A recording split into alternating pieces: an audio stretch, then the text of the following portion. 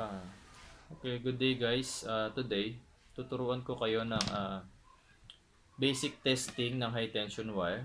So, gagamit ako ng multi-tester. Hindi ako gagamit ng sasakyan. Hindi ko siya itetest sa sasakyan. Kaya ako siya tinawag na basic testing. So, susukatin natin ngayon is yung resistance ng bawat cord. So, short briefing lang ng konti. Yung spark plugs kasi natin, nagre-require yan ng 25,000 volts pataas para makapag-create ng good spark. So, kapag mas mababa doon ang voltahe, it's either hindi siya mag-spark o hindi siya mahina yung spark na makikreate niya. So, ang mangyayari, ang magkakaroon ngayon ng misfire, engine misfire. Okay?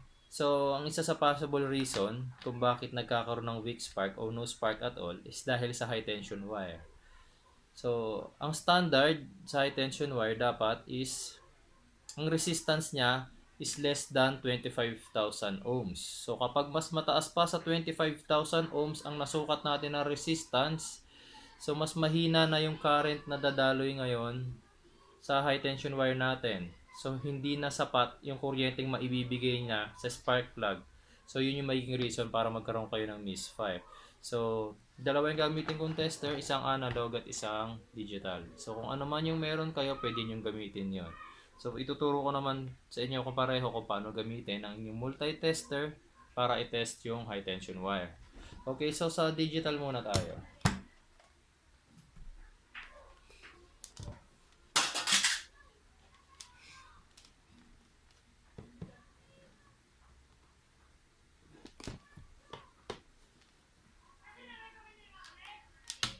Okay. So, ito ang aking digital tester.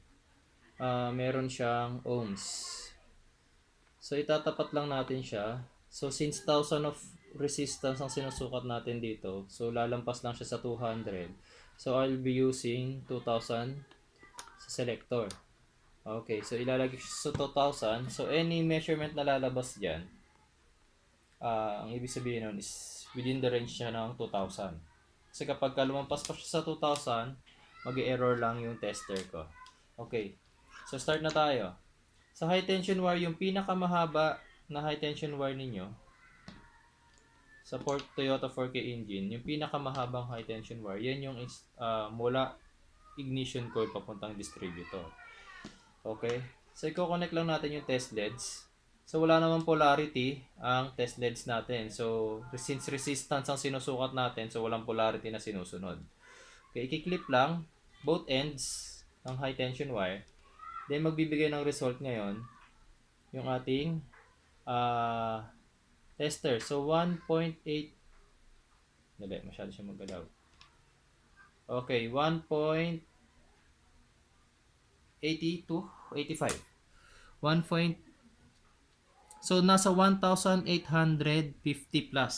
1,800 ohms, rather, ang kanyang resistance. So, masyadong mababa yung resistance niya. It means malakas pa ang spark, high tension wire nito. Malakas pa yung ability niya to transfer current.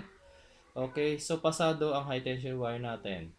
So, next, yung apat na high tension wire naman, ito naman yung mula distributor papunta sa spark plugs ninyo. So, ito-test din natin siya isa-isa.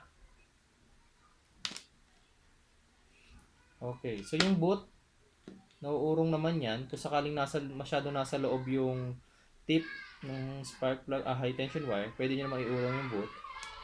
Okay, then flip. Flip din sa kabila. Okay, so 1,035 ohms. So mataas din. Rather mababa rin yung resistance natin. So pasok din. Pasado rin itong high tension wire na isa. Next, high tension wire natin.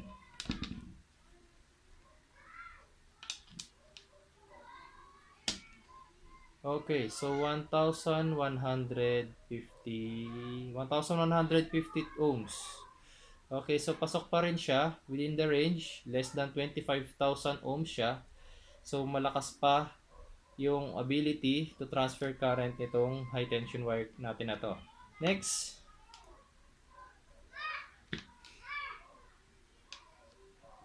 So 1,140. So 1140 ohms. So pasok din tong high tension wire natin na to. So pati siya good condition. Last one.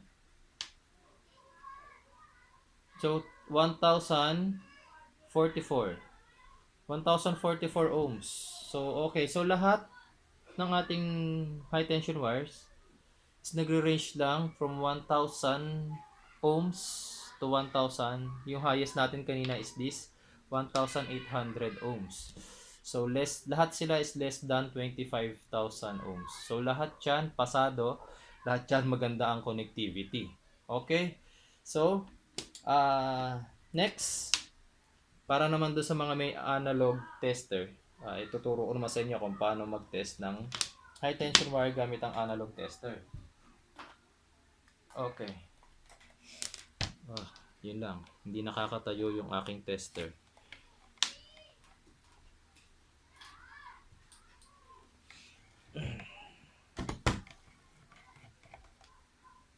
Yan. So kung mapapansin nyo yung analog, kamay, and then ito yung ohms. So, kung mapapansin nyo, may times yan. So, times 1, times 10, times 100, times 1,000, times 100,000. So, kanina, nung mineasure natin ang ating high tension wire gamit ang digital. So, nabasa na-read ng tester natin na 1,000 ohms pataas yung ating mga high tension wire. So, yung selector, ilalagay ko na lang din siya sa times 1,000. And then, hindi pa tayo agad mag-start kasi ang mga analog tester, meron niyang 0 ohm adjuster.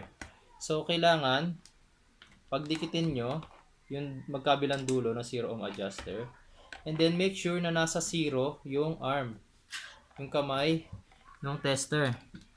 So, kapag wala sa 0, kailangan nyo yung itapat. Pipihitin nyo to para tumapat ng husto. Ayan, nasa 0 na siya. Okay? Kasi kapag hindi naka-0 ang 0 ohm adjuster, hindi tama yung maibibigay niyang measurement sa inyo. Okay? So, balik tayo sa kanina. Magte-test tayo ngayon kung ilan yung resistance na maibibigay ang sukat ng analog. Okay. Ito ulit.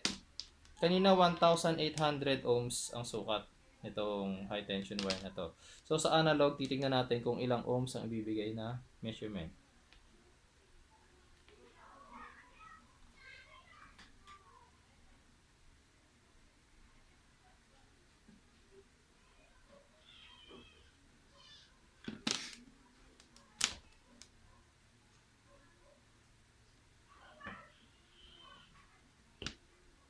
Ayan. So, nasa 1 point...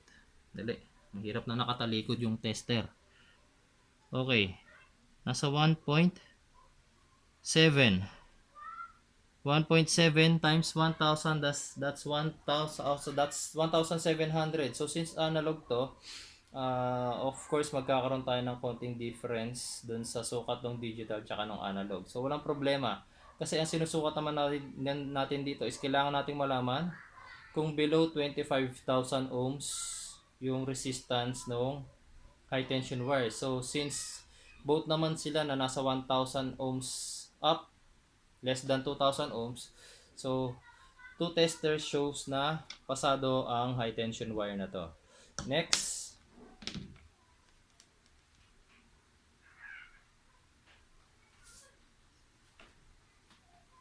Next is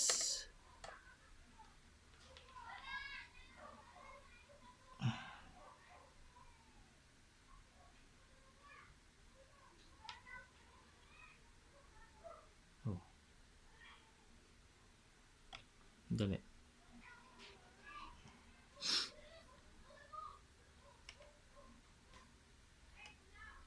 Okay.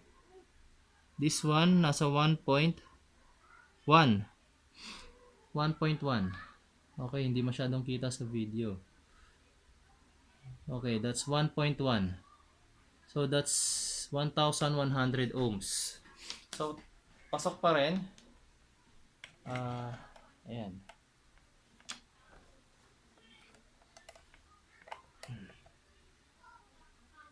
Okay, test.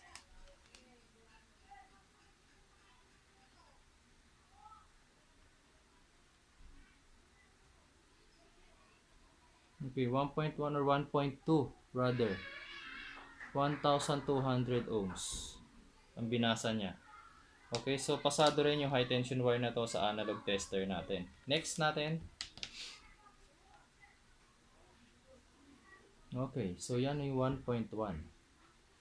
1,100 ohms din ang sinukat niya. So 1.1 times 1,000 sa selector, so 1,100 ohms. Next.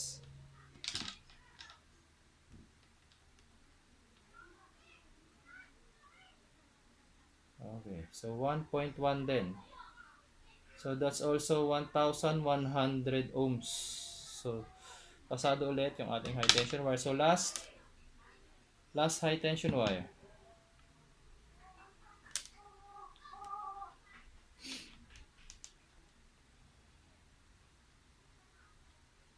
Okay, so 1.1. 1.1 ohms. So 1,100 ohms din. So both analog and digital tester, pasado yung ating mga high tension wires. Okay? So ganun lang mag-test ng high tension wires. Pero, may pero kasi, hindi porket nakapasa sa resistance test ang mga high tension wires ninyo is in good condition na siya. Ang susunod naman nating titignan is yung physical appearance ng ating high tension wire. So, i-check nyo isa-isa ang high tension wires kung merong cracks, cuts, rat bites, minsan nangyayari yan, any damage dun sa wire, kailangan ma-check ninyo kasi any damage na meron dyan sa wire na yan magkakause ng electricity leak. So mababawasan yung kuryente na napupunta ngayon sa spark plug ninyo. So kahit nakapasa sa resistance test, kung meron namang cracks, may hiwa or any damages yung wire, makaka-apekto yun sa performance ng high tension wire. So, better check nyo kung pasado sa resistance test, then pasado rin sa physical appearance ang inyong high tension wire. I guarantee you na perfectly working ang inyong mga high tension wires. Okay? So, make sure lang na yung mga tip, make sure na lang, yung mga tip, mga metals, lahat yan ay malilinis.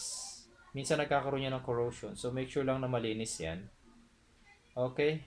So, yun lang yung maibibigay kong tips sa inyo sa pagtetest ng high tension wires. Okay? So, maraming salamat ulit sa inyo.